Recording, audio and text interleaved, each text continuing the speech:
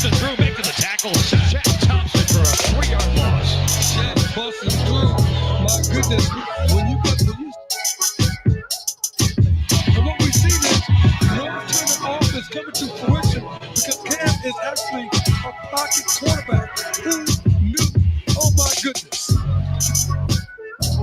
Tackle for Camry, busting through at the 30, 35, 40. Quick race down the right side. Here he goes at the 50, 40, to the Miami 30, 20, at the 10. A swipe with the ankles. They can't get him. Touchdown, Christian McCaffrey. They can't get him. They can't catch him, but you can catch us. It's the C3 Panthers podcast brought to you by CarolinaCatChronicles.com. It's Tuesday night. It's 9 o'clock, and we're chopping up the latest Panthers news and opinions. I'm here with my brother, Cody Lashney. How you doing? Tony Dunn, I'm doing good, man, and I'm feeling fly. I'm kind of feeling like DJ Moore on Fashion Week. Out here on the runway, just stuck on cool. That's how we're feeling tonight, and that's how we're rolling into this episode, man. Happy to be here on another Tuesday night talking Panther football. And nothing to it but to do it, baby. Let's go.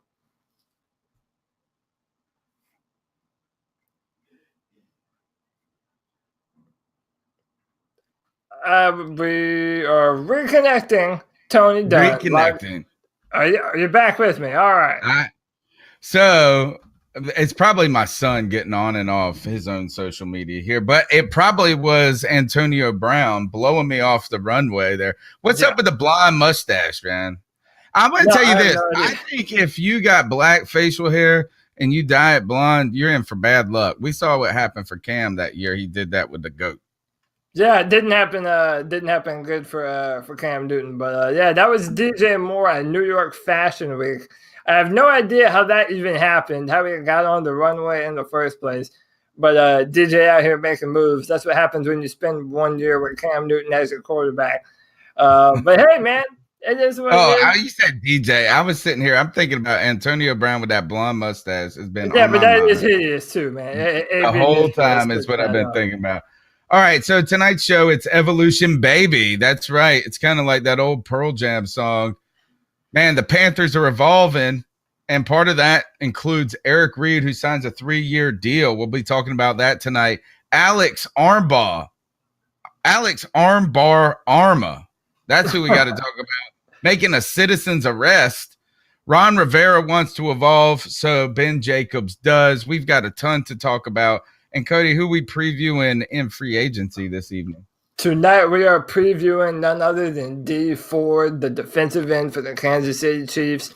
You know, Ron Rivera has basically come out and said that we are going to be having some 3-4 looks. And D Ford fits that bill. He's rushed with his hand in the dirt and as a stand-up outside linebacker, so that ought to be fun. We're talking Cam Newton's YouTube channel, right, as well. And we've got a ton of cat calls and some good cat calls tonight. The number is 252-228-5098. You can be a part of the C3 Panthers podcast. And thanks to all the people in the chat room right now. Go ahead and smash that thumbs up button if you're watching on YouTube or on Facebook. Jump in the conversation. I'll try to monitor them as much as possible. Subscribe on iTunes, TuneIn, Stitcher, TuneIn Radio. Make sure that you just listen to the podcast. Even if you watch the video, make sure you subscribe to the podcast in case you can't catch us live or whatever. All right, let's jump into tonight's show. Let's open up with Eric Reid, the Panthers, the news of the day, the news of the week. We've been kind of wondering if this was going to happen, wanted to know what the Panthers were going to do. We knew that they were in talks. Announced today, Eric Reid signs a 3-year, $21 million deal that could be upwards of 24 with incentives. Nothing there. $10 million guaranteed, I believe. Do we got any news from Rappaport on that, Cody? We absolutely do. We got a tweet. We absolutely do have some news, and you know, a lot was made of the contract details, but personally, I'm not mad at him. I mean, you know, Eric Reid was going to play football for someone, and if it was going to be for us, we had to pay the man. And a lot of people online seem to either be in the camp of they love it, the numbers are great, or we overpaid him and we paid way too much money for a player that was kind of up and down last year. I could not disagree more. I think that Eric Reid, these numbers are fantastic. I mean, you had to pay the man something. You had to pay him what it was worth. And think about Eric Reid didn't have a training camp. He didn't have OTAs. He came in, around the third or fourth game of the season. And he had to come in and kind of learn everything on the fly. And he still made some incredible open space tackles in the middle of the season that sure enough saved some touchdowns from being put on the board. Tony, I love it, man. This is, from my opinion, this is the best way that the Panthers could have started off their free agency cycle. Well, I guess, like you said, is every free agency signing, you automatically go to the contractual details and you debate whether or not you overpaid, you underpaid, what's the value there. But this one is complicated by the fact that it's Eric Reid, and that Eric Reid has, I guess, the shroud, the clouds, the baggage of all the protest and all of this. So here, the way I feel about it is that Eric Reid as a safety, take away any of the things that go on outside of football, and you do need to take into account that he hadn't played football in a year and he comes in 6 games, 4 games, whatever it was into the season, like you're saying, on the fly. Is at the very worst, he was one of the better safeties we've had. Absolutely. In a long time. You know what I'm saying? At the very, very worst is that, and so really you only expect him to really be a better player, and particularly if you put him in a better position rather than this unknown safety position we had where we don't even know who Mike Adams and Eric Reid and who these guys, what their roles are on the team sometimes. I think it would be more defined if you said this is a guy we're going to build around a little bit.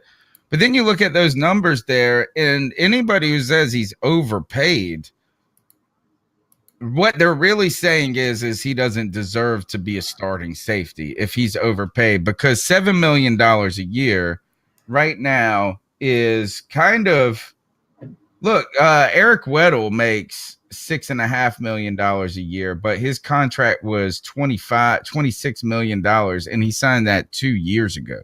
Well, and listen, these numbers are going to get even better considering that Earl Thomas is going to sign the deal somewhere.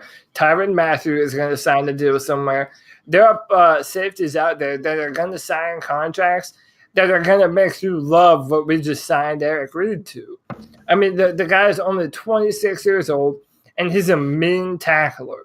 I mean, I want some guy that you have to be afraid that's going to put the boom on you. I mean, I don't care if he plays free or strong. I know we want him to play strong safety, and I'm not mad at that. If you put him there, I think he's great at stopping the run. Give him more time to adjust to what we're trying to do on defense and who we are as the Panthers' defense evolves. That's the word for the night, that evolve, that evolution.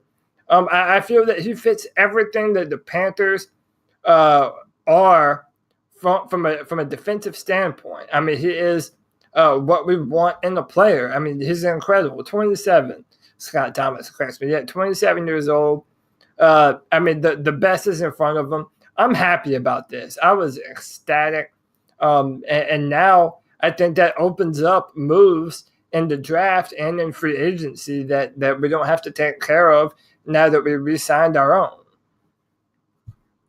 I think this is a good. I think you're absolutely right that this is a good value at the end of the day. Is that, and now I think the good news about this is that too, the Panthers have finally made a statement about who they want to play safety, rather than making this completely a revolving door of people. Is that I really feel like we're committing to a player who had and embracing him. Now, then comes the question of, is that here, Eric Reid he's going to be asked these very same questions. Fans are going to ask these types of things. Here's Eric Reid in a one-on-one interview from Panthers.com. Let's see. I think Bill Voth did this. Oh, could have tested the waters. Why I'll start it. Month away. Free agency is still about month away. You could have tested the waters. Why do this now? I feel comfortable here. I like the environment. I like the city. I like the coaching staff. I think my family will be comfortable here. So I'm excited just to get it done. How tempted were you to test the market? Were you? After what I've been through last year, I didn't really get my hopes up. So we started talking to the team a couple weeks after the season ended. I was fine with that. We were going to see where it went, and if it went farther than that, then I would have been a free agent. That's just what it was going to be. So it didn't make it to that, and so I'll be a Panther for the next 3 years. So what we got there is that first is I have some theories. Is that I do believe this is that I think that if you took away the political baggage that we've talked about, the extra personality baggage that comes with Eric Reid, this would be a non-issue signing right here. $7 million, a guy that played and contributed on the team who you plan to start the next year. That it doesn't seem like this is a groundbreaking contract on its own in that right. I think then it comes with some sort of a discount on its own, because what Eric Reid has asked there, Cody, is did he think about testing free agency? And he said, I feel comfortable here. The Carolina Panthers, because they negotiated with him in somewhat decent, it seems like in good faith or authentically, they approached it in a way that wasn't insulting. They probably got Eric Reid actually at a price that was slightly less than what it would have been had it not come with the extra stuff. Yeah, and I mean the extra stuff is definitely it's a talking point. And honestly, I feel it's so unfair because most of the people base their opinions around that one talking point. You know, for someone that is still in a collusion case against the NFL, and he's so angry about this and that, and then some people were disappointed in his play. I mean, from my point of view, ask yourself this. Does he have the potential to be better than Roman Harper, Kurt Coleman, Ross Cockrell, or no, who was the guy that got Denoris Cersei, who had a concussion? I mean, if you think Eric Reid has the potential to be better. Those guys are $4 million players. That's what they are. They're $4 million players. That's what you would get for $4 million. And again, you basically got just it's not, you didn't go and pay the top level of what the Honey Badger is going to get. And and Earl Thomas is still out there. Look, listen, and once they sign their contracts, you're going to love this deal even more. That's a promise. Listen, I just think that, so many Panther fans in free agency get upset that we didn't do anything and that we didn't grab this player or that player. Not only did we do it in the middle of the season when even us didn't think that we were going to bring him in when we were calling for it to happen, but then we locked him down and said, we want you to be a part of what we're going to do. We want you to be someone that's in our locker room that is a vocal force. I honestly believe that we have not seen the best of Eric as a player. And in my mind, this is the perfect way to start free agency. I love the move, and I love what he has the potential to do for us and our defense moving forward. Tip of the cap to Marty Hurney there, but let's keep building on that. It's evolution, baby. If you think about this, this is a move that while we're here discussing the surrounding controversy of potentially of a signing of an Eric Reid, where there really is less of a story than it is. But the fact is, we've got a new owner. We've gone from Jerry Richardson to David Tepper, and in that there is an evolution here. We don't want to overplay and oversell that like this just drastic change of a culture. But here's another point right here, that the tides have changed for this organization under Dave Tepper. Now, what I do believe, though, Cody, is that part of the resistance to Eric Reid, and maybe even the opposition to him, and that even fuels that political opposition to his stance, is sort of his demeanor. He is a very even keel guy, right? He doesn't get up He doesn't get down. He also, it's almost refreshing though. At the same time, when you hear a guy speak bluntly about the situation in such a matter of fact and honest way, and I think though that can be off-putting to some people. Here's a quote from Eric Reid. It says they were asking him about, did the Carolina Panthers signing you last year, did that play into your decision, the loyalty, maybe a little loyalty to the organization? He said loyalty to the Panthers played a minimal factor. It's an interesting aspect in sports where people wonder how much loyalty plays a part. For me, I don't see a lot of loyalty in this business. The Panthers could cut me tomorrow if they wanted to. The fact that they brought me in last year didn't play that much of a role moving forward. Now, in some ways, I'm agree. I think here is that what probably people don't like about this statement is that he's not gushing with exuberance and thankfulness for the opportunity, but instead really calling the market and his role in this greater business more like it is. It's almost like he's being too objective, which makes other people mad because he's not sycophantic. Well, fans want players to, be about the organization first and foremost, and they want to have this feel that the players love being a part of the organization that they're a fan of just as much as the fans love cheering for them. And in my mind, that's just not how it is. These players know it's a business. The coaches know it's a business. The GMs know it's a business. And everyone's just trying to make the most of their opportunity while they have the opportunity to play football and do so. And Eric Reid knows that. And he also feels, he was, thrown around, in the gutter and colluded against. And, listen, I cannot speak for the man, but his feel on the NFL and contracts and money, that's all up to him. As long as he's going to come and bust his ass to put the Panthers in the best possible position to be a dominant defense and not be a bad character in the locker room, as long as he's going to do all those things, I could not care less about how he feels on matters of the NFL or anything else. He's not going to be here's why he's not going to be problematic. The problem with Eric Reid's personality, if there is a problem, it's not a problem. It's just he's got a heavy personality, right? Like my man is serious, and that's a good thing. So he's going to be in those meeting rooms about business, right? Yeah. Like he ain't going to be cutting up with the guys doing this. This mug has a seriousness about him, a weightiness and a heaviness that is heavy when you read the interviews, when you watch it. It is like, man, this is not a lighthearted dude. And that is not a bad thing, right? That is a seriousness of focus there.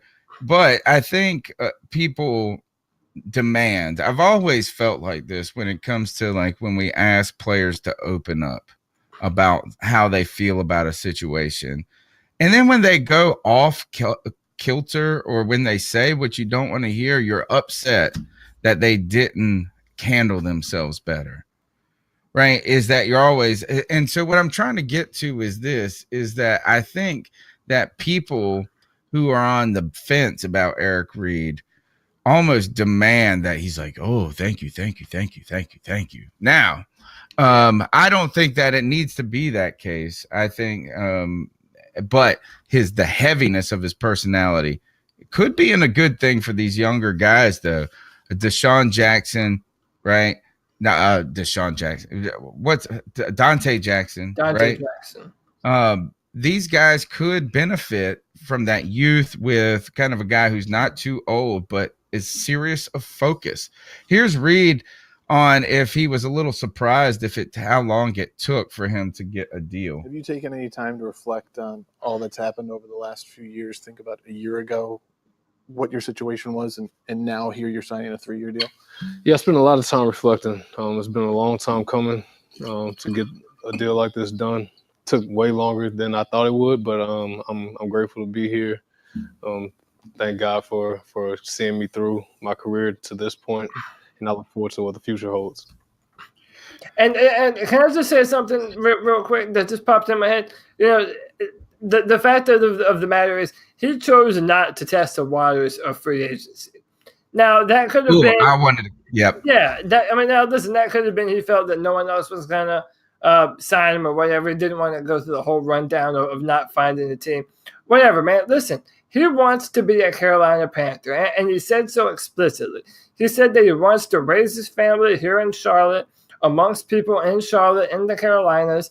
And he even said, so for those of you that don't know, I literally live in Charlotte. I'm a hop, skip, and a jump away from the stadium. He said that it has that big city feel without all of the big city stuff that comes along with it. And I agree with him. That's perfect, And I mean, that should really tell fans about him that regardless of all the outside noise, of all the outside stuff, he wants to play football with these players, with these coaches, and for this organization. So if that's not an endorsement of what he thinks about the Panthers, I don't know what is. Well, I tell you one thing is that, Reid does play. He has the part down of like, this dude is he is committed, right? Like he's confident, he's committed, and he's not going to waver. But I do want to say this is that he did there when he said his exact words were, this was comfortable. While he could go into free agency and he could negotiate an additional $5 million potentially, maybe he could get into a different market. Maybe just the fact that he's negotiating the contract builds his brand and his name up so much more. All of those things. Do you know how much stress that would put on him? Indirect, even if he can hold it, even if he can shoulder the burden of the questions, the takes on every media outlet that are going out, but that stress that's placed on his family as well, he doesn't have to go through that again here in Charlotte. He's already been through that in a shortened period, right? And now he can sign this deal, take his money, raise his family, continue to be who he is, but not have that just burden of going down the gauntlet one more time. And listen, you don't play football to lose. That this also says that he wants to play his best football for the next 3 years here. I mean, again, like I said, I think that's an endorsement of the Panthers as an organization. We should all be happy about him being here. And I mean, I certainly am. And like I said, this is, in my opinion, the perfect way to start off the Panthers free agency. I love the move. I love what it does to our backfield. It's a position that now that we have to think less about in the draft and in free agency. I love Let's it. Let's go to that, Cody. Let's go to this because last week on this show, we were talking about, maybe even for the last 2 weeks, we continue to talk about free agency and additions and things that we got to do and the draft upcoming. But we knew that the free agency period was going to tell us the temperature, give us some readings about the direction of where we're going. What does signing Eric Reid strong? Well, safety. Eric Reid safety to a deal here. What does it do as now we approach free agency? Obviously, we're not going to go into the free agency market. I did see one, I think it was Keep Pound In, that said, was talking about bring the honey. Well, he didn't say bring the honey badger. He basically liked a tweet that the honey badger said and said, I have an idea. But it's not like, and now we know that someone like Landon Collins is probably not in the works, right? So what does this do for the direction of us heading into free agency, do you think? Well, free agency, it means that we are in a position to better evaluate our talent. Meaning we know that we have a starting caliber free or strong safety right now. I know we like him at strong, but Eric does have the possibility of playing free safety. So you have a versatile player like Eric. It puts you in a position to evaluate your own talent. Do they like Rashawn Golden moving forward as a potential replacement for Mike Adams? Do you need to draft someone? In free agency, if you want to bring someone in, who you want to bring in? I mean, it's not a situation like Los Angeles where we have enough money to just be able to throw money at players like Tyrann Mathieu and be able to pay him all he wants, unless he takes another 1-year deal like he did with the Houston Texans, which I do not see that happening again. But it puts us in a position where now, for lack of a better way to say it, we can build our defensive backfield around him and Dante Jackson and James Bradbury. We know we have the pieces there that our coaches like moving forward. And now you just evaluate, do you have the guy on the roster, or do you need to draft him or go out and pay for a cheaper one? Well, we're going to go out and make a move in free agency. It's clear that we need to, where there's too many holes on offensive line and defensive line to just believe that you can ask rookies to play that big of a part. What I like about obtaining a safety in free agency, as we have obtained Eric Reid, is that you get a lot of value right there for a minimum cap hit. If you're going to go and get a starting defensive end in free agency, you're going to spend an arm and a leg.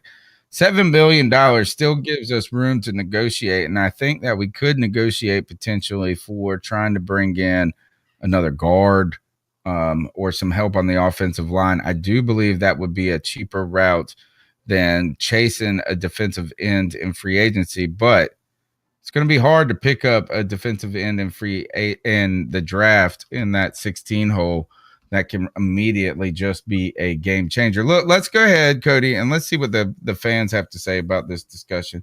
We're going to jump into the cat calls. The number's 252-228-5098. We want to hear from you.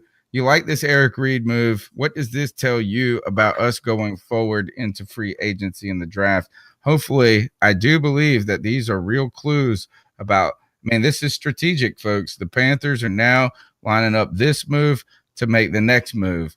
And that's what we're interested in talking about. Let's go ahead and see what you guys got to say. The number's 252-228-5098. So what are your thoughts on catcalling? Yeah, it's pretty. You shouldn't do that to somebody. And how did that make you feel? Very uncomfortable. So how do you think catcalling makes the person feel? It feels good, like. Who's that cat sitting in the back corner with his face buried in his nose? Who's that kid that can use one?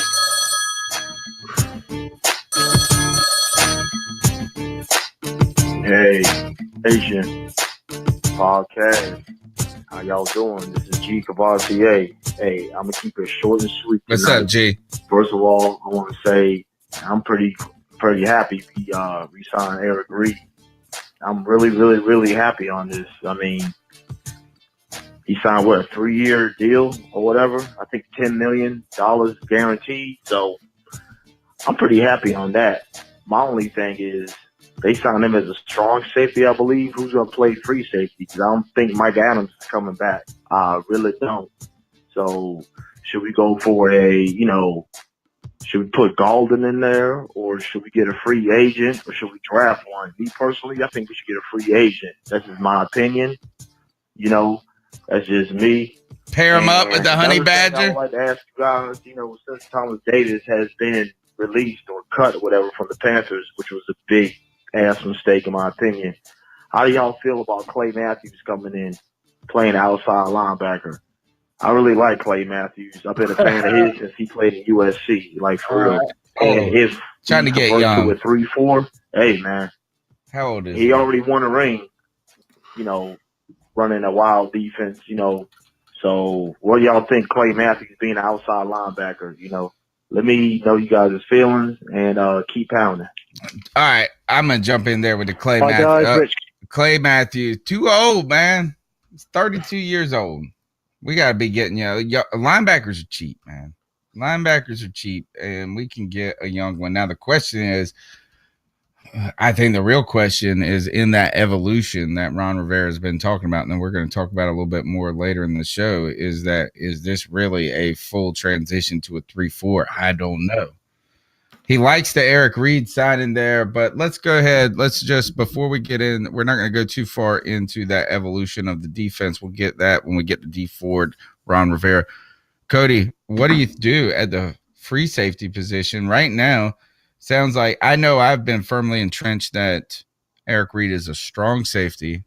He's good he's big body, great in the box, limited coverage skills, faster than you give him credit for, though, but you can't really pair him up in the slot a ton. But my point is I think he's more of a strong safety. Put a really good free safety beside him, and you got some dangerous stuff there. What's the answer there? So if you want a free agent to come in and play for us, your options are fairly limited, or you're going to have to pay a bunch of money. So right now I have a list in front of me of players that can come play free safety for us. LaMarcus Joyner, Earl Thomas, Tyrann Mathieu. So Earl and Tyrann are the names right there that people would obviously want. Chris Conte from Tampa Bay, Reggie Nelson from Oakland. Then it just gets to be a bunch of who cares. Clinton Dix. I mean,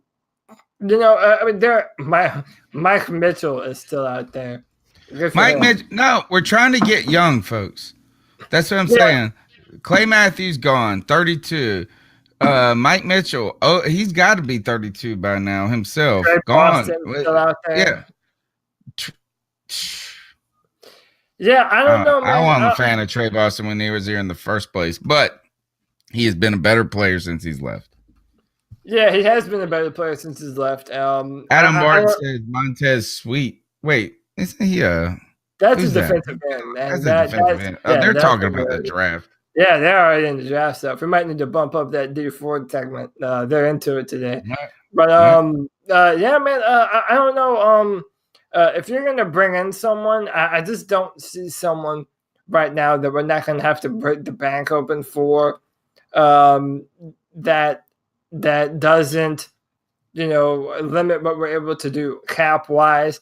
I think that this draft coming up is kind of an underrated draft at the safety position. I do think there are some really good players out there to be had that we're going to be previewing. I promise. Wait until we get to these draft players, people. It's going to be lit. You're going to love it. There are some good safeties out there, so I'm not really a fan of looking to add another one in free agency at this point. We are a couple months outside the draft, a few months outside the draft. We do a live draft show where we get up here and we bring on a lot of guests and we watch the first round of the draft and react to it and bring in commentators about it. And Justin Reid was one of those names that was high up on the board last year. Yes, in conversation with Carolina Panthers fans. Derwin James, a little out of our reach, but imagine. I mean, you don't want to go what ifs and buts and all that stuff, but if think about pairing a type of a caliber of a Justin Reid beside Eric Reid, that caliber player, they could make a big difference quickly. They seem to be able to adjust quickly in that free safety position. Now, let's keep going on with these calls. I think we got one international call next. Kingston phoning in. It's Rich Kingston. What's up, Rich, my man? From a footballing perspective, I think that's really good. I know people are a little bit, he didn't do much and we got worse after he joined, but he was playing free safety and I think he's a strong safety, or he's a nearer the line of scrimmage safety than a further back safety, if any of that makes sense. But I thought his aggression and his tackling was superb, and I think with the pre-season and a stretch at Watford with all the rest of the boys, if we're going to have Luke there and him behind him as the strong, I think that's going to be a fairly formidable tackling unit. So really pleased about that. Because I'm British, I have a slightly different view on the kneeling, but let's not go into that. I think enough's been said there. And he seems like a good guy with good intentions and a lovely family. It makes the draft interesting.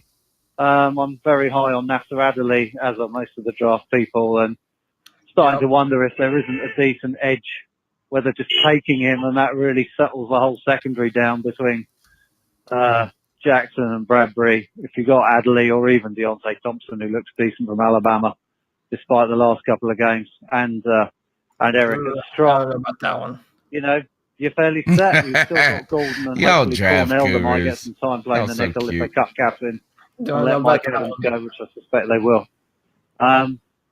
Otherwise, I hope everybody's enjoying. If you're in Charlotte and you've got the NBA All-Star game driving you. Oh, yeah. Big Yeah, week. I Great. know. Watch out for Mark Rich Bridges and the Kingston dunk knows contest. more about Anyway, American look forward to the athletics than podcast I and will everybody ever chatting. know.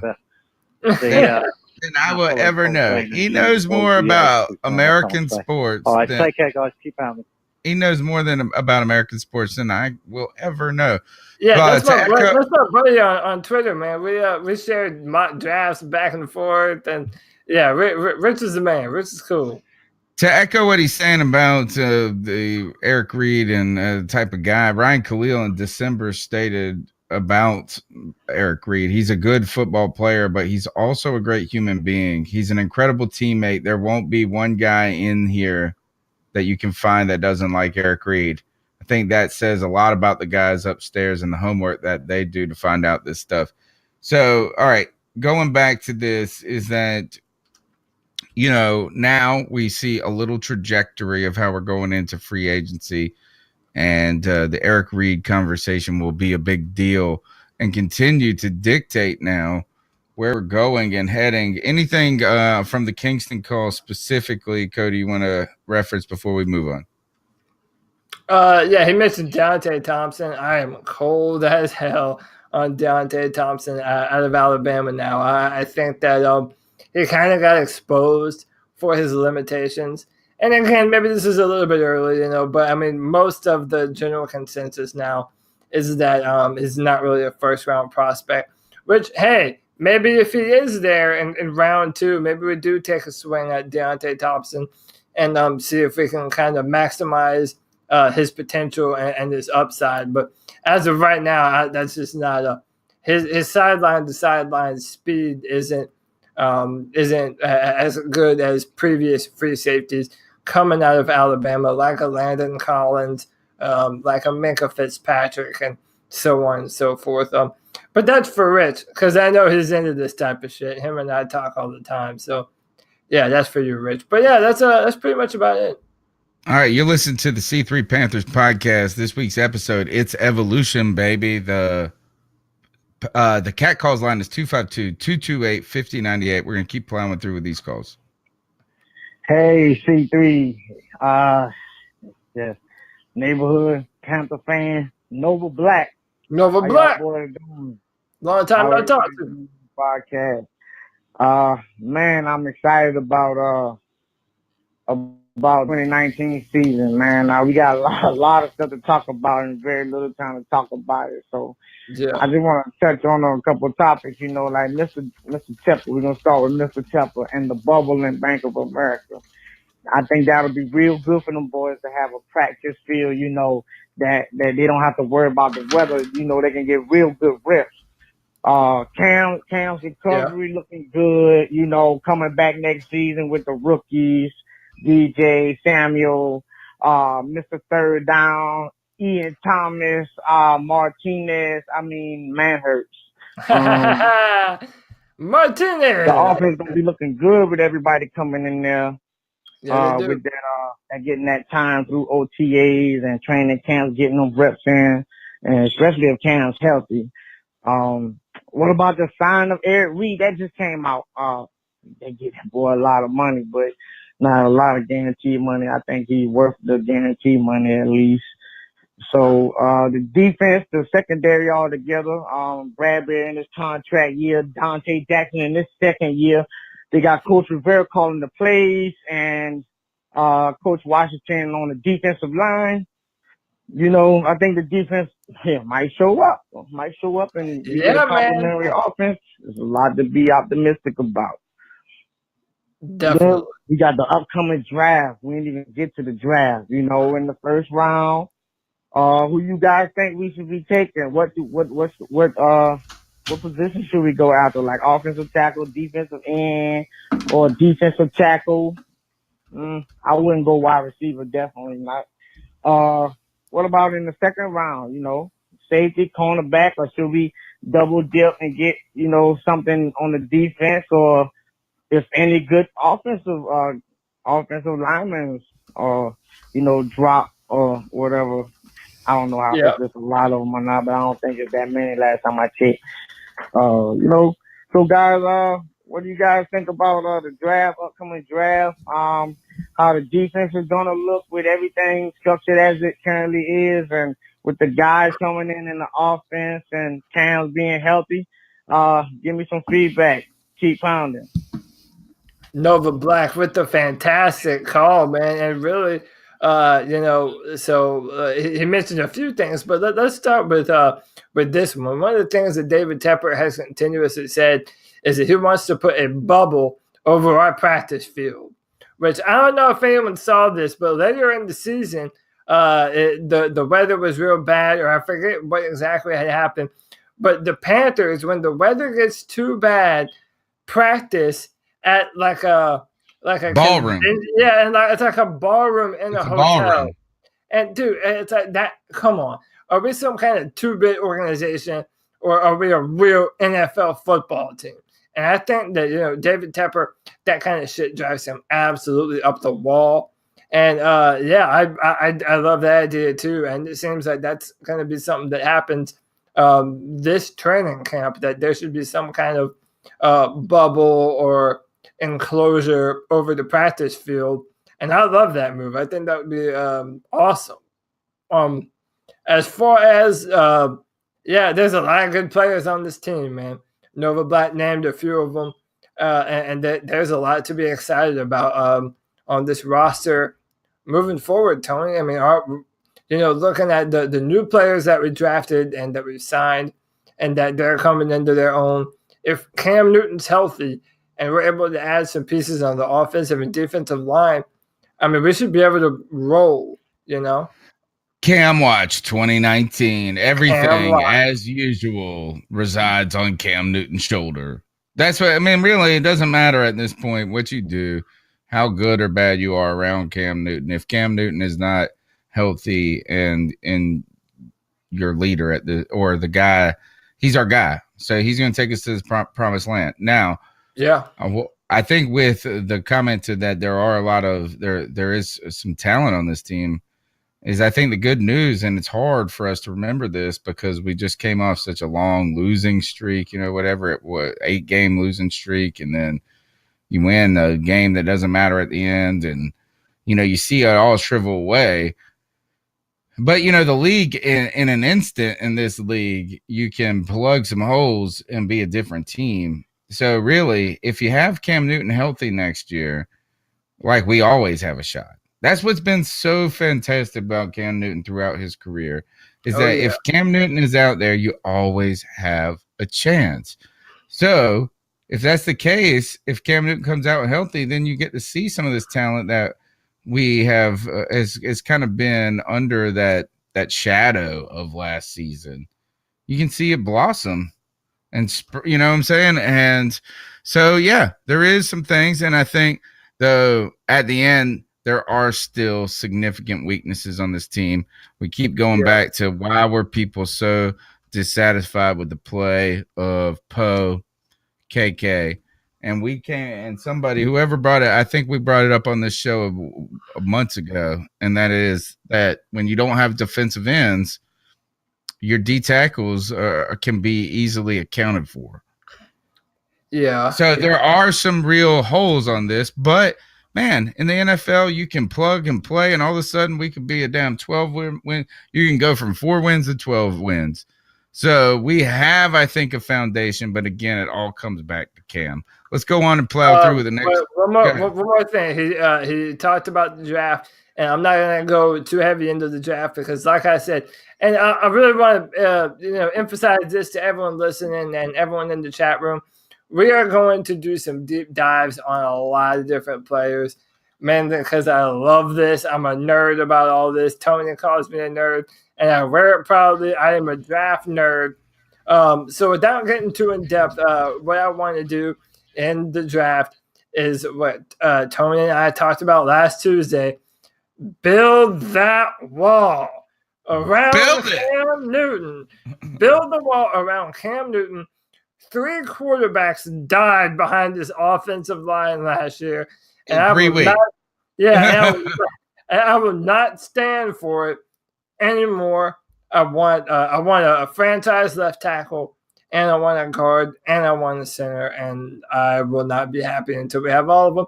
And I think there are players in the draft to be able to do all those things. So are there other needs? Defensive end? Yes, it is a need, and I hope we address that as well. But free agency has to happen first. We'll see what happens there. And then I am determined to get some good players on both sides of the football, on the defensive line and the offensive line.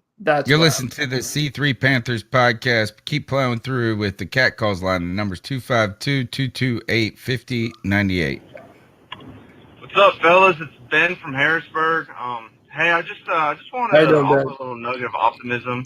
In my opinion, I know Cody and a lot of Panthers Nation as well has been really down on Ron Rivera, and understandably so. There's just, obviously there's some shortcomings there, but I look around the league and the other 8 teams that hired a new head coach, and just like none of those guys really give me any confidence or reason for optimism.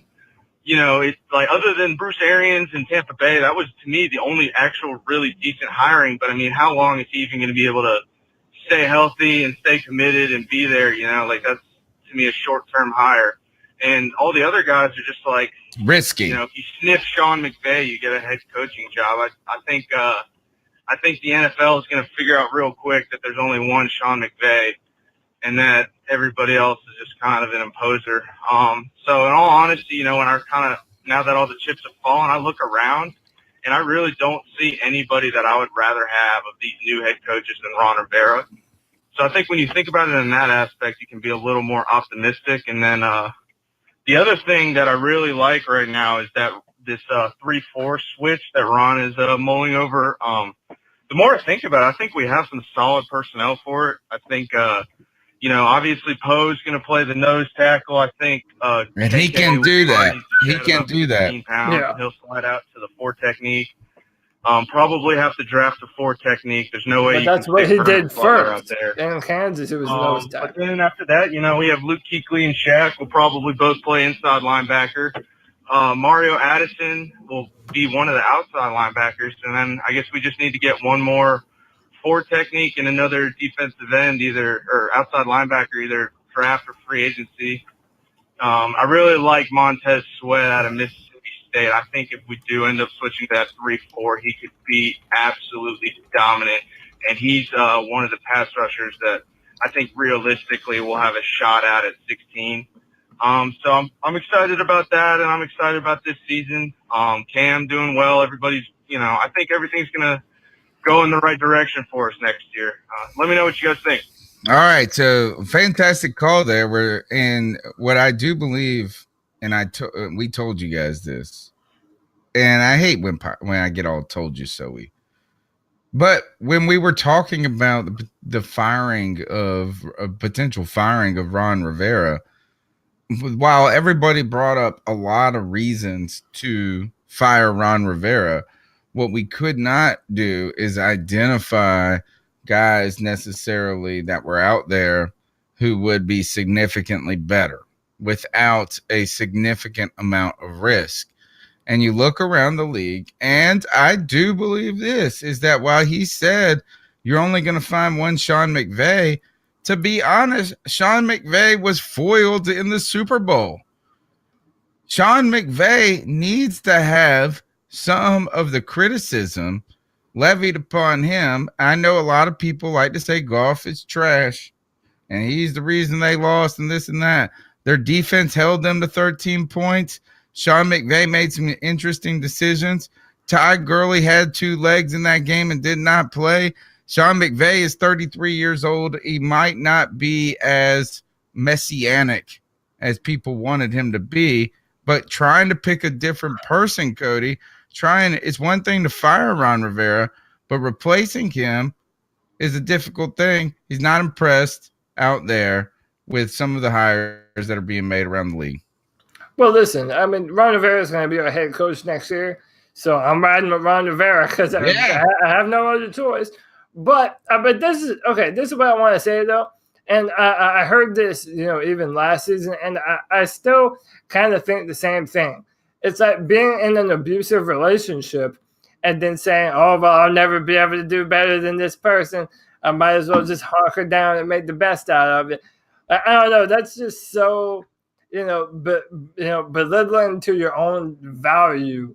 I just don't. I mean, there's always a guy somewhere that's up and coming that has ideas that could move a franchise in the right direction. Now, but it's risky. It's tremendously risky. And then when there's 8 other teams looking for that guy too, it's also it makes it even more risky. No, and listen, I 100% understand. I just think that if it continues that Ron Rivera is handcuffed this team for another year and the same problems continue to persist, and that's another year wasted off of Cam Newton and Luke Kuechly and all these other good players on our team, then I don't want to hear that anymore. I mean, it's time to find someone that has some fresh new ideas that could help the team moving forward. But like I said, Ron Rivera is the head coach. I'm not gonna belittle him. If he's the coach right now, then I'm riding with Ron Rivera for this year. I'm certainly not hoping the man fails. I want him to be successful. I want the Panthers to be successful. But if Ron Rivera doesn't do it this year, it's time to seriously look at some different names to do this. Got to get a clock management coach. That's what I say. Oh, I do want to bring up, did you see the tweet? Speaking of clock management coaches, I hope I didn't mention this on last week's show. Sean McVay has a guy that he pulls him back on the sidelines. Clemson did it first. Brent Venables has been having a pullback coach for years, man. But all yes, right, but listen to this. I saw a tweet that says that social media always remains undefeated, and it was a picture of Bill Belichick pulling him back. And so they put Bill Belichick's face on him, and they made the referee the Lombardi Trophy. Oh, it was genius. All right, so we're going to talk a little AAF football a little later in the show. Thanks for tuning in. I do think that we brought up a good point. The caller brought up an excellent point, is that there actually could be something too. While I've been trying to say don't overthink or maybe just believe that we're going to change our defense entirely. Maybe there is a far out chance that Ron Rivera tries to do something drastically on defense at this point, and say we did go to this 3-4 look or more of something like that. We've approached free agency. We got a big box safety now. Maybe we can make another addition. And Cody, let's go ahead and segue into the next. What we've been doing, get to better know a potential free agent. Who you got queued up for us this week? Today, we are looking at a player by the name of D Ford. He plays for the Kansas City Chiefs, and he is a free agent this year. But the reason why we're previewing D Ford today is because of his versatility. If we're going to be moving to a 3-4, then a player like D Ford who can cut the edge like this and rush from a stand-up position, as you see right here, that would be everything that we wanted in a defensive end and would fit the new versatility that we're trying to add to our defense. He knows how to play with his hand in the dirt and standing up. He is a former teammate of Cam Newton. They played together at Auburn, and yes, you see right there, they were acquainted in the NFL as well. He has tremendous bend, extreme athleticism. He has a lot of secondary moves to be able to push, bat the hand down, rip on the inside, and get to the quarterback and annihilate Drew Brees, as you just saw right there. The versatility of D Ford is honestly what the Panthers want right now. And I know we previewed Trey Flowers before, and Trey Flowers is, in my mind, a true 4-3 defensive end. D Ford has some versatility to him because he can do so much. He can be an outside linebacker. He can drop back into coverage. It's not the best thing that he does, but he does have the ability to do that. D Ford is has been a hot and cold kind of player. So you know him from the Super Bowl, not the Super Bowl, from the AFC Championship, from lining up offsides. He lined up offsides, and that pretty much killed the Chiefs' chances at going to the Super Bowl. But now, D Ford, to throw a little cold water on your fire. Yeah, the Kansas City Chiefs have been pretty adamant about wanting to keep D Ford, right? Right. And they still do have the option of a franchise tag. But I think this is a good highlight here to say here is that truly, if you were going to make a distinctive philosophical shift on defense, it's going to require the addition of somebody that can usher in that era quickly, and D Ford could be a guy that could do that. Well, the reason why I picked D Ford is because Rivera had said that we're going to be having some different looks. That we're going to have a 3-4 look, but we're also going to have our traditional 4-3 look. And the reason I picked D Ford is because I'm confident that he can do both. They played some 4-3 at Auburn when Cam Newton was there, and listen, NFL teams do a ton of different stuff anyway. So you're never in a base formation 100% of the time.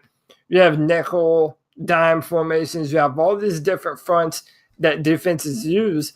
So it's important that a defensive player be able to line up at different positions, and D Ford has shown the ability to do all that.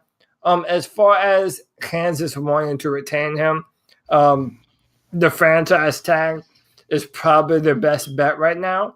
But I have heard teams before say, "Oh yeah, we want to sign this player. Yeah, he's a part of our certainly. He's a part of our future." If they don't tag him, people are gonna be reaching out.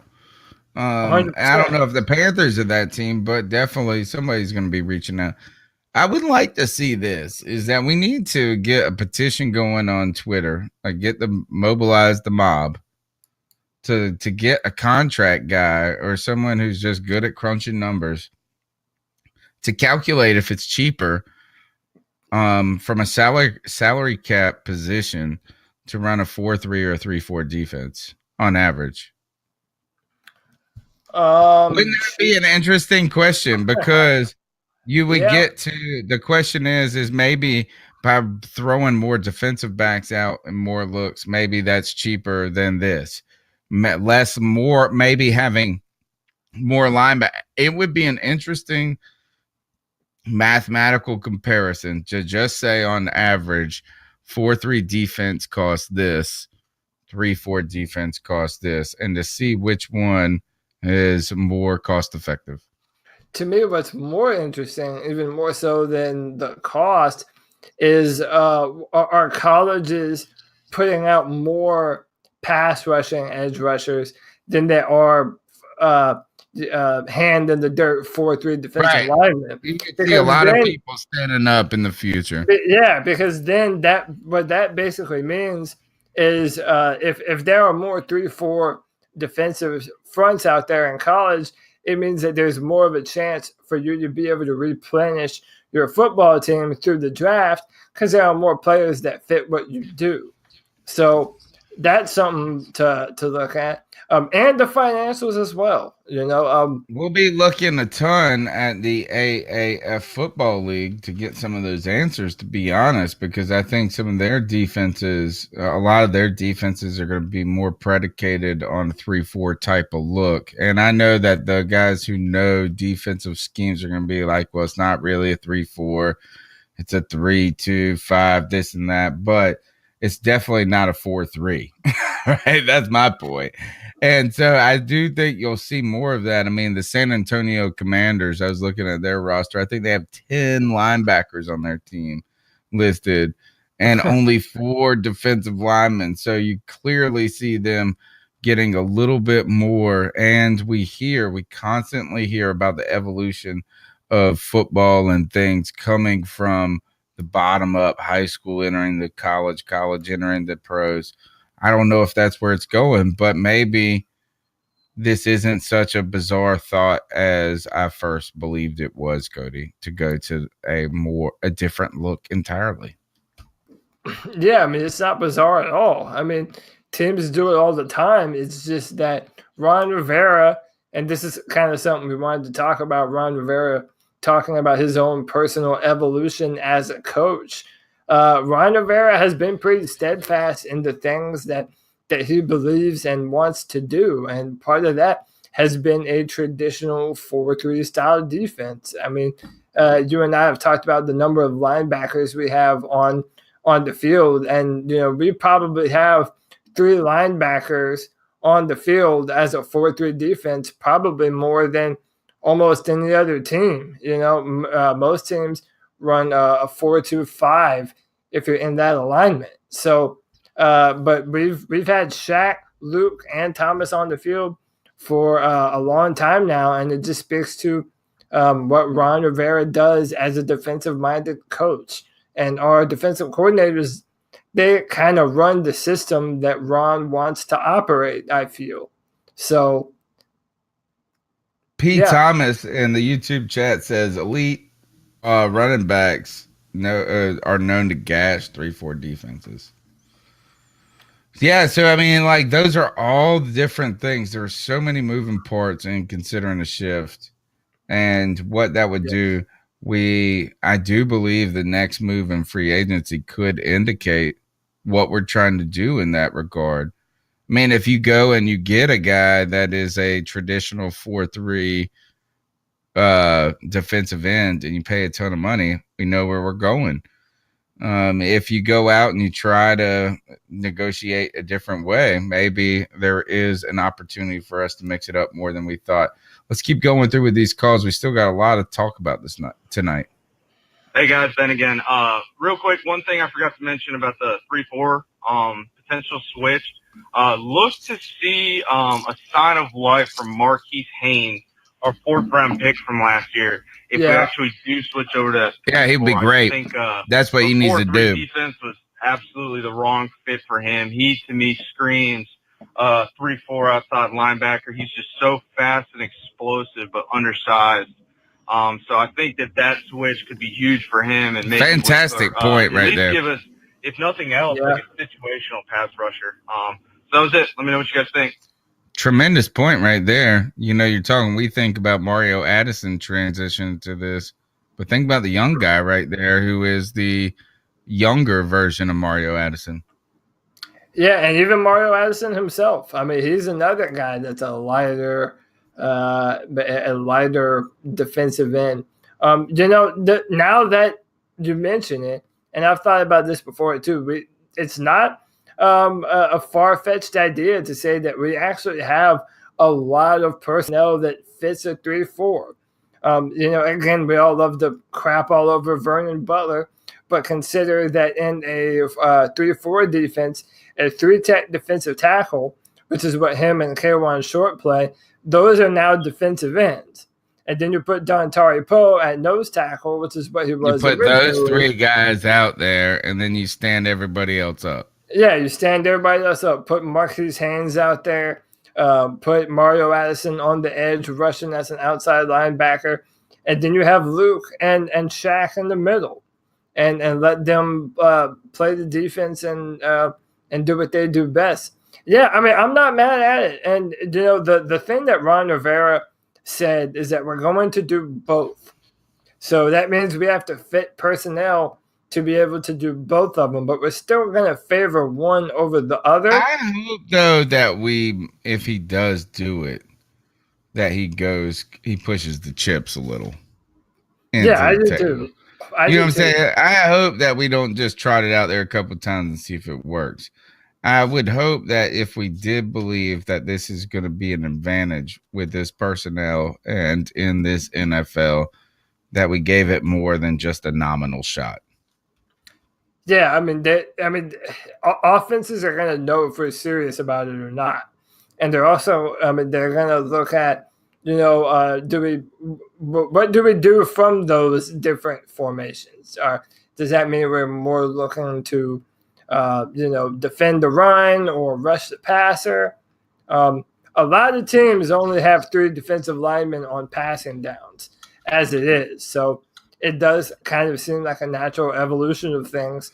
And look, you said evolution, and it's a good way to segue to the name of the show. It's Evolution, baby. And Ron Rivera comes out this week. We're going to mix up the order of the show for a moment, Cody. Yeah, man. If you could go ahead and put up the Ron Rivera story. Ron Rivera says that you need to evolve or go extinct. It's that time. People in the chat room have been discussing how this is Ron's last chance, and we all know it is, to be honest, is that this is, and it should be, it's coaching for the next move. We've discussed ad nauseum on this podcast how I believe that it's a good chance we replace our GM and after the draft, as well as Ron Rivera, unless he makes some just insane push here. Ron Rivera is calling and he's saying the words evolution again. Right. I gotta say, anytime that Ron Rivera says the word evolution, it gives me the heebie-jeebies, because the last time he was talking about evolving this, evolving that, he brought back Mike Shula again, and we didn't evolve squat. We moved forward like 1 inch. It was like the evolution, the smallest moment in evolution in evolutionary history. I felt like at one point, I almost feel like, Cody, this is like the dodo bird realizing that if he doesn't get smart, he's going to go extinct. But he's also standing on the edge of the cliff, and it's too late. Yeah, you and I were talking about this before the show, and I said that evolution for Ron Rivera is cutting the crust off of a peanut butter and jelly sandwich. It's not. Wow, big step, brother! You just learned that. Yeah, he's baby steps. Some people evolve faster than others. Yeah, I mean, when Ron Rivera talks about evolution, I can only hope that what he's saying is that David Tepper had a look at this organization and some of the things that were consistently popping up year after year, and Ron Rivera and the things that he does. And David Tepper said, listen, this is a new age of the Carolina Panthers. Everyone has to be better. And it starts with Ron Rivera. He's the leader of the football team. That's what the head coach does. It lives and dies by the head coach of the football team. And if Ron Rivera isn't able to change the way he approaches the game of football, then even the players are just going to start to tune him out and not even take his anything that he says with real merit. Brad Dugan with the comment tonight in the chat room says Ron needs to evolve into being a better talent evaluator. Amen. Yes, he does. Oh my gosh. Is that if he evolves, I would say this. There's a better chance of us running a 3-4 defense and being a top 5 defense than there is in Ron Rivera becoming a better talent evaluator. Yeah. Talent evaluation has been one of my biggest on Ron Rivera. We shouldn't be mean to him on that, but it has not been a strong suit. It's not been a strong suit with this organization. I mean, we're not being mean. We're just saying what it is. I mean, again, I'll say it like this. Amini Silatolu was going to be a starter every year that he didn't that he got hurt. Andrew Norwell, the highest paid guard in the NFL right now, was going to have a Amini Silatolu start over him. I mean, come on, dude. He needs to be better. A lot of different things, and everyone knows that. Guys, you know what? Ron Rivera is like this. Is that it's like you love your kid no matter what, and he brings home the bad report card. You're I mean, you're pissed. Still love your kid, but you're still a little upset. Last call of the night, I think, so far. Yes, thank goodness. Last call of the night. 252-228-5098. Hey, guys. This is Mel. Jedi Jordan chat. What's up, Jay? It's been an interesting week for Panthers fans this week. I don't know about you guys, but I'm missing football. It's only week one without it. The most interesting thing I think I saw this week was the vlog that Cam did, where he basically had looked a little behind the scenes with the surgery. And the way he was talking at the end of it, he seems like he's optimistic and coming back and being better than ever. Oh, and that yeah. pretty much got me pumped. We need to talk about this. The other good thing was the Eric Reid signing. I think that was a great move. Politics aside, it was a great football move. Now all we have to do is worry about shoring up our the other safety spot and getting our defense back on track to being where we need to be. And it's going to be interesting to see how we run our defense next year. It looks like we're definitely going to be going into the 3-4. And I've always hated the 3-4 because it always confuses me. Guys. If it confuses me, I guess it confuses the offenses as well. And that's what And it's always confused our offenses, too. Yeah, keep pounding, guys. I tell you this, good work. what a great call that is. Carolina Panthers have always been confused by 3-4 defense. Let's go ahead and talk about the Cam Newton. Cam Newton released a YouTube channel on top of that. And one of the things he gave us a look into was that this surgery or kind of the process. I believe it wasn't the real surgery. It was a pre procedure that they were going to then go and do. Cody, let's go ahead and play a little clip from YouTube channel, the debut. Let's talk about Cam Newton, and we'll get into his shoulder. Yeah, so we'll play a little bit of this, and then I have some thoughts on this entire thing. But yeah, Cam Newton started a YouTube channel, and this is how he comes up.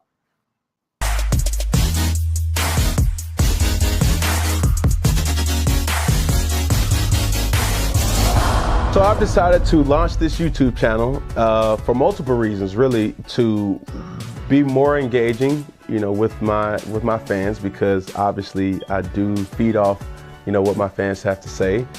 Two, to also, bring you into my life. We've been here since the beginning, I know brother. There's a lot of different YouTube channels, a lot of guys who have their sports, but I want this one to kind of be a little different. I want to, have a little bit more drip, swag, sauce, all that. A little more drip, a little more with my man Barry. All right, so Cam Newton's got a YouTube channel out there, and I'm a big, giant fan of this because, Cody, I've been saying since the beginning, my man came out, you criticized him for saying he wanted to be more than a sports player, but more than an athlete, but he wanted to be an icon.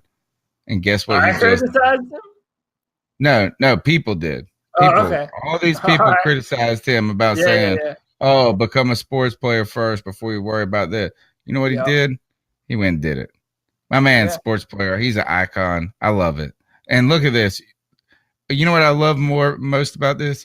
It's Cam Newton is taking ownership of his brand. Right now, Cam Newton has been able to do something, or is about to do something, that few players in the past, in the history of anything, have been able to do, and that is to control the discussion of who he is and the way people perceive him to be. And right now, he's bypassing the media. He's going straight to the fans. Come straight to us, baby. We got a spot for you here on the C3 Panthers podcast. Boy, that would be the best thing ever, to have Cam Newton come and chill with us for a minute. But listen, man, this is how I feel about this Cam Newton YouTube content. Not only is this a way for Cam Newton to have even more of an open book type of situation with his fans, and to get closer with his fans and show the things that he does charity-wise and for the community, but Cam Newton gets so much slander, both online and in the media. People just making shit up on random talk shows, just spouting hot air. And, people think that because they're on Fox or ESPN or whatever, that there's some legitimacy to what they say. There's none whatsoever. But people just believe it, hook, line, and sinker. Stephen A. Smith said that Cam Newton, after he got hurt, that's when he had to stop running the football, and that's why he went downhill so hard. Stephen A. Smith didn't watch a damn game of the Panthers this year. If that's what he thought, Cam Newton was dropping dimes. Okay? So in my mind, this is a man that's had enough of people just saying whatever the hell they want about him, going 100% unchecked. Now, taking ownership. Now you're getting it straight from the man's mouth. Cam Newton is telling you what's up and what's really happening with the man, with our number one, with the lifeblood of the Carolina Panthers. That's what I believe this is. Are other figures in sports doing this? Yeah, a lot of players. Juju Smith-Schuster, the receiver for the Steelers, he's popular on YouTube. Yeah, players are starting to do this more and more. All right, so for me, I feel like this is one of the bigger. Now, I might just be insulated to Carolina politics, Carolina sports. But my thing is I'm a little shocked that I don't hear more of this, and that while people have been critical and they want Cam Newton to just be only a football player and that's all he can be in the world, I think there's a brilliance here, and that we probably see tons and tons more of this is monetization of all facets of your game. Yeah. You know what I'm saying? And that the fact is that, like, if Cam Newton blows his knee out next year, he still gets his big contract. Yeah. But why not make residuals? We're up here begging you for $2. We're begging. I'm up here begging you for $1 a month contribution on Patreon. Cam Newton made thousands of dollars just by showing us a little look into his life. And I want to see it, and I don't got to pay squat to do it. Now, let's talk about that. He goes and gives this brilliant video, this wonderful video of him. And in the last caller mentioned this, Jetta Jordan mentioned this about how you got a little insight into what the condition of Cam Newton's shoulder potentially was. They go in, they do some sort of scope. It looked like in January that was just checking things out. And I believe there was, I guess there was some sort of second procedure is what I'm guessing. Because he said it's not as bad as we thought. We're going to be able to, clean up some of the scar tissue. But it was really nice. To me, I felt like it was nice riding in the car with Cam. 5:30 in the morning, kind of nervous anxiety that you would hear someone talking about if you were that person. Even Cam Newton showed the little, it's just the jitters. It's early, it's quiet. You know that this is going to happen. And you walk in, and I even felt at one point like I was like with his wife beside him, wanting to hold his hand. And I was nervous too, and trying to be confident for Cam as he went off, and it was getting sleepy. And I was trying to be strong for my man, and I was just watching the video. Am I the only one the hospitals just scared the shit out of me? They make me nervous, man. No, the white coat, nervous. I don't know. It's just, I got the heebie-jeebies too when watching it. But I love it because I feel like unless you're a diehard Carolina Panther fan, and hell, there's even some Carolina Panther fans that don't see what Cam Newton is to us and this team and how much he's asked to do and for how long he's been asked to do it with subpar weapons. Kelvin Benjamin and Devin Funchess have both been his number one wide receiver, and both of them were top 10 in drops in the NFL this year. The man has been the rushing attack, the passing attack, the lifeblood of the Carolina Panthers, and he takes so much slander that I love it when Cam Newton is able to control the narrative about himself. I love it. I'll watch every single episode as soon as it comes out. I hope you all go and subscribe to his YouTube channel. I know I already am, so I'm happy for it, man. I'm happy that Cam Newton's doing this stuff. Yeah, tremendous. I want more people to do these types of things, because guess what? My eyeballs will give attention just as much on Tuesday as it would on Sunday for a lot of these different things. Is that I love to see that we're all people at the end, and you got to see that Cam Newton, just person dealing with a lot of stuff. Now, continuing to talk about the evolution, Cam Newton's evolved as a player. He's evolved as an individual. And he's evolving now as into a brand, into an icon. We talked about Ron Rivera potentially evolving. Maybe if he has it, is he the dodo bird, or can he find a way to fly with the 3-4 defense? But the last thing is Ben Jacobs was also released from the team. Special teams standout, or at least special teams legend, according to the descriptions. Linebacker guy, special teams guy. He goes from player, he's released, and he evolves into a coach. He's hired as a assistant special teams coach, or I believe, or special teams coach coming in. There's another evolution there. Yeah, absolutely. And I think I said this a little bit before. It was in our test show, maybe, that it kind of speaks to the environment that the players and the coaches, and that includes Ron Rivera. I'm not going to deny the man his credit. They've built a culture around the Carolina Panthers that people want to be a part of. And, I don't know what the prospects were like for Ben Jacobs to go play football somewhere else. I mean, I have to assume that he just would have been another special teams player if he would have, went to another team. But, Jacobs, as a player, decided, you know what, I'll put my career, I'll call it a career here playing football, and I want to continue to be a Carolina Panther, and I want to work my way up and be a coach. And who knows, maybe this is the start of Ben Jacobs one day being a big-time head coach in the NFL. I mean, people don't really realize that Ron Rivera wasn't an impact player on the 85 Bears, but he was on that football team, so maybe this is the start of Ben Jacobs evolving.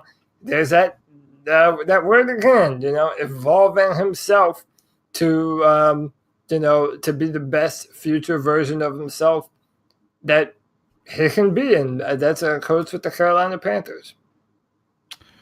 All right. The poor chat room has gone into this sad mode of Valentine list discussion. Oh, Lord. Chat, what are you doing?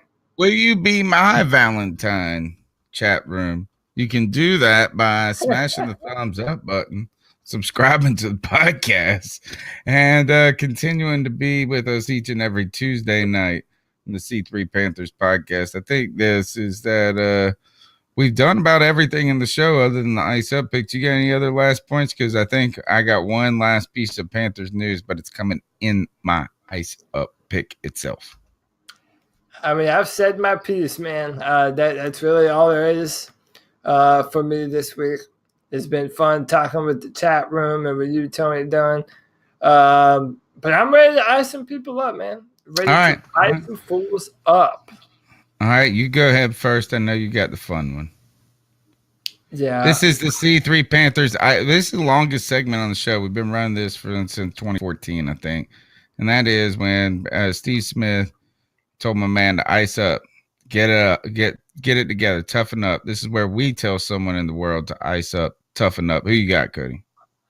So I already talked about Steve Smith once, and I'm going to stay with my man Steve Smith. And as you guys already know, I'm a draft nerd. I am working for drafttech.com. By the way, a brand new mock draft every Wednesday. So check that out tomorrow with comments for the first and second round pick. Give me your feedback. Let me know if you're liking it or loving it. But I'm a draft nerd. And one of the guys that I wrote a scouting report on that you can also find on drafttech.com is the man who I believe is the best quarterback in this year's draft. And that's Dwayne Haskins out of Ohio State. And Dwayne is an incredible passer of the football. He's incredibly intelligent, and the man is a throwback almost. But Stephen A. Smith, for someone who loves to talk about, race and, all the different things about race, he did something. Well, I'll let you see it first. Haskins is no joke as well. I know that he's bigger. He can make all the requisite throws on the NFL level. He played for a big-time program at Ohio State. I just find him to be more of a runner than a thrower. I could be wrong about that, but that's what I find. I look at Kyler Murray. More of a runner than a thrower. He got like 188 rushing yards or something. 103. Oh man, I just took a wild stat. 103. So in a day and age where you have Stephen A. Smith saying shit like this, I want you all to see what happened just there. Dwayne Haskins was being racially profiled by Stephen A. Smith. Dwayne is a black quarterback who is a pocket passer. But because Stephen A. Smith doesn't know what in the hell he's talking about, he wanted to call him a runner more than he is a thrower of the football. Come on, dude. Do you not want? What are they paying you for? What are they paying you for? It drives me up the wall. Listen, I said this before. Whenever you support the C3 Panthers podcast, you're supporting people that watch what they're talking about. They know, we know what we're looking at. Stephen the A. people Smith in the chat room have idea. watched more on Tuesday of a team than Stephen A. Smith has watched of one team all season. Stephen A. Smith is an idiot to his soul. Then he tried to double down on Twitter because he didn't want to admit that he had just been the god. Listen, man, Stephen A. Smith, you're a joke. You're wrong about Cam Newton all the time. You're wrong about over 50% of the things that you say. And Mr. Racial Equality just racially stereotyped a black quarterback. Ice up, son. I wanted to play and talk about the Whitlock stuff tonight, but I don't really have the energy to do it. And it's just another example of some things. And I would just end up saying some things that probably, I don't know. My ice up pick this week goes to people though who are so aggressively haters on social media and about other people, condemnationers. And what I mean by that is that for the last 6 years, I've seen people use Everett Brown's name as a punchline. And certainly Everett Brown did not pan out as a second-round pick. He did stick around in the NFL and fall down the ranks, but he played a couple of years on a bunch of different teams, maybe not in a starting capacity. There's a man that's fighting for, he's trying to live up to people's expectations, but at the same time, he was not able to when he was drafted in the second round in Charlotte. And I think this was the year of the Jeff Otah, the year after the Jeff Otah draft. But the point being is that the Carolina Panthers have hired Everett Brown as a linebackers coach now. And so I'm icing up the people who are so blatantly and it's just so ridiculously rude and insensitive to someone who struggled and didn't play well while they were in Carolina. But now you're going to go and shake his hand if you see him on the sidelines and be like, hey, Everett, go get him to coach our people and this and that. Is that what I'm just trying to promote is that even if we say a guy stinks, to promote enough kindness to not just trounce all over him. So one day when he becomes your linebackers coach, you don't have to just cower in fear or be a two-faced like a son bitch. So to you people who are just overly rude and judgmental, the condemnationers, ice up. All right, my name's Tony Dunn. This is C3 Panthers podcast, where we're every Tuesday night live at 9 p.m. We had a ton to talk about this evening, and the reason we did is because you guys called into the Cat Calls line. The number is 252-228-5098. We want to hear from you by next week. Cody, how can they hear or discuss football with you and some of those draft picks that you're talking about on Twitter?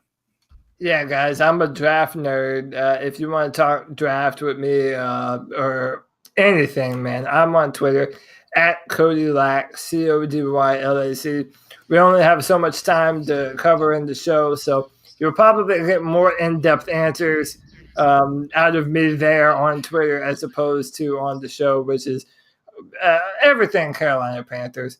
But also, there's a brand new draft coming out tomorrow on drafttech.com. A brand new one drops every Wednesday. Give me some feedback. Let me know what you think about the picks, the comments. This Wednesday is a little bit different. I took a different approach just to break up the monotony. So let me know what you think. And that's all for me, man. Back to you. Big shout out to Ken Dye, Grand Steel, Josh from Mass, man. Josh from Mass out there just begging. He's helping us get those thumbs up. Thanks a lot, Josh. You've been tremendous support for the show. Lynn, you're the best. I've got a tweet I know I need to respond to. Susan, fantastic. Thank you so much for your support and your donation. West Underground, we see you. All of you guys out there, we appreciate your comments you made tonight's show. We look forward to talking with you before next week, and we'll see you on Tuesday night, 9 p.m. This is the C3 Panthers podcast, and be sure to keep pounding.